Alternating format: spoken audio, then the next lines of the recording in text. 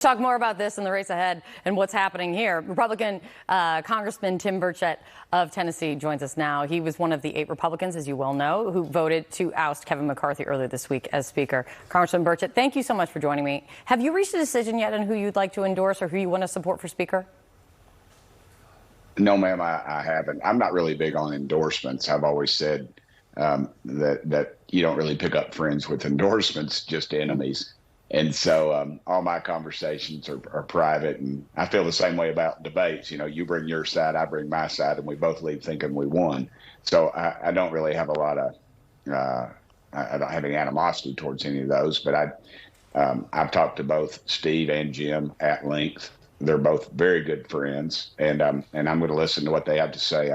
I guess I'm concerned. You know, it sounds real trendy and hip, but I am concerned about their vision for our party and our country. And my biggest concern is fiscal responsibility. We cannot continue taking in $5 trillion a year and spending $7 trillion.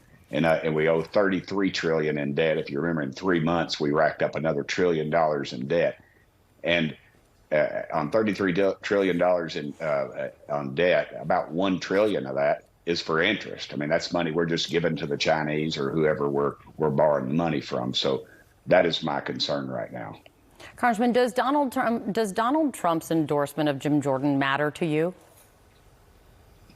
No, ma'am, it doesn't. As I stated, President Trump, he's been kind to me and he's a friend. He even says my name right. He goes, Burchett. It's kind of funny, really, but because he's one of the few that says my name right. But we're all working on it. I promise, Congressman. I'm going to have to. Yeah, I know it, but you did great. My daughter's a barrel racer, and every time at every arena they say it's something else. I just, if they get Isabel right, I'm happy. I know where she's supposed to be. But all kidding aside, I don't really, it will influence a lot of people, because I think what President Trump was doing was, you know, they were considering him as Speaker, and now that puts those people's focus on where it needs to be, on who will be the next Speaker of the House. Well, it doesn't influence you, Congressman. Do you think the fact that because of the influence that Donald Trump has over a big portion of the conference, do you think it in some way could make it just impossible for Steve Scalise to get 218 since Trump is behind Jordan? No, ma'am, I don't, because as you all stated, we've got moderate and frankly liberal members of our party, and they're all dear friends of mine.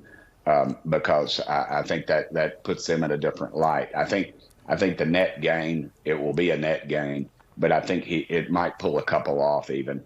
But I honestly think it helps Jim a lot in the caucus, in the conference.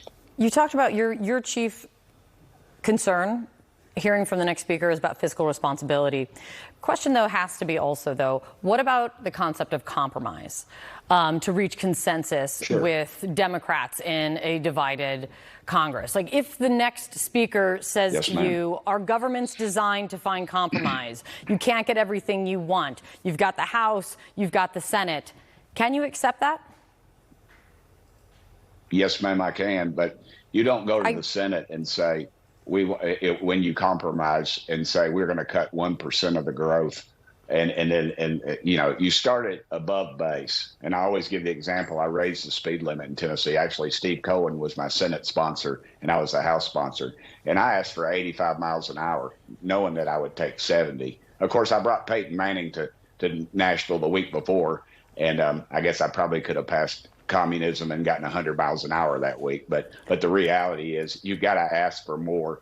And also, ma'am, I think that both these men, Jim Jordan and Steve Scalise, realize the art of compromise. But you've got to go. You know, if I was Speaker, I would go talk to the president every day. I would talk to Chuck Schumer every day. The reason I quoted that specifically is because that is exactly what Kevin McCarthy said in the press conference after you all voted him out. So if Kevin McCarthy said that, that's not good enough, why is it good enough for then the next speaker?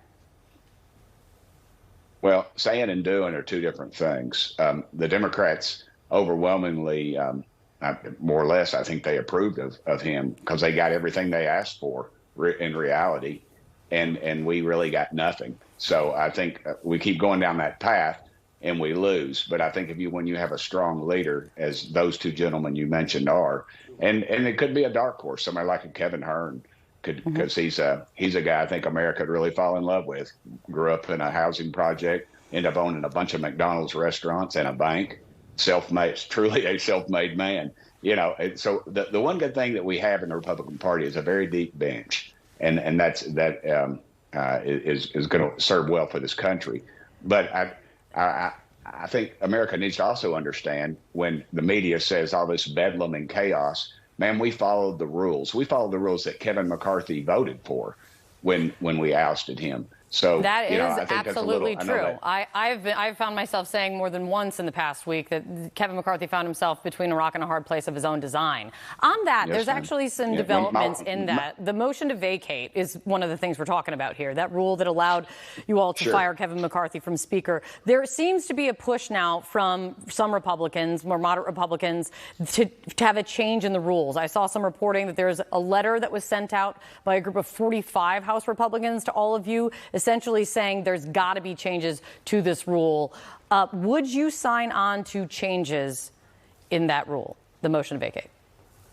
I would look at the reasons. That's been on the book since the 20s, and Nancy Pelosi took it out knowing that she would have a very thin margin and didn't want to face that opposition. So even Mitch McConnell said it's got to change. Even Mitch McConnell has said that it's got to change.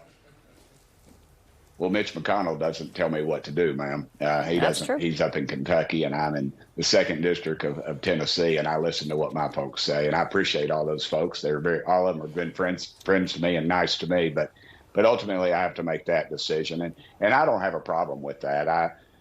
Frankly, I think, but one person, it's everybody has a voice, and that's really what was behind that movement. And I think that might go by the wayside.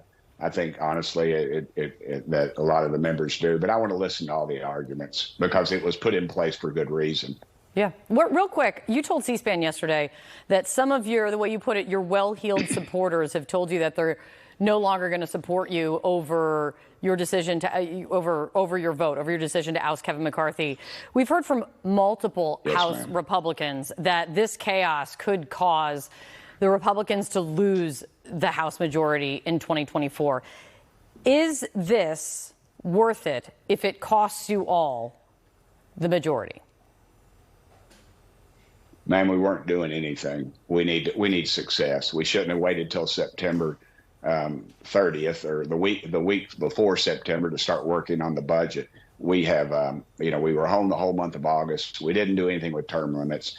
We need to be addressing things like fentanyl and the border and our out of control spending. And yet all of a sudden that's what we were going to do at the end of September. And so I would submit to you that I think the new leadership will do just that. They will address those things. And I honestly don't think it will cause one blip at on election day. Everybody talks about COVID, January 6th, all these things, but I'm like America. I want my pizzas in 30 minutes or less, and that's about my attention span. I think we're going to move on to other things. I think most America is just worried about their decreasing value of their dollar, these single moms that I represent. Well, they also do like to see that there's a functional legislative branch, and you know that right now it's not functioning. There's no speaker, and you guys aren't coming back until Tuesday. If this does, and I know I'm playing a hypothetical here, I just wanted to get your temperature on this. Yeah. If it does cost you guys the majority, what's kind of played out in the last week, in your view, is it worth it? That's not my intention to cost us the majority, and I don't think it will. So I think that's you're saying something that could be, would be, Jesus might come between now and then too, and then I wouldn't have to worry about any of this. But the reality is that I deal with what's in front of me, and we're going to elect a speaker. The Republican Party will be united. There'll be one vote on the floor, and that will be it. And this will just be a distant memory very quick. From barrel racing to the return of Jesus Christ, this has been quite an interview, as always. Yes, Congressman Burchett, thank you for your time. Thank you, ma'am. It's always a pleasure, and I will say that my wife. No, go ahead. Go ahead. Go ahead. I was going to say, I will say I have to give full credit to my wife. She's the one that said, well, y'all voted on a rule. Y'all voted Kevin out on a rule that he voted for, and that the Republican Party and the Congress had actually passed. So the rules are in place, and we're moving ahead. Best to your wife as well. Thank you so much, Congressman. Thank you, man.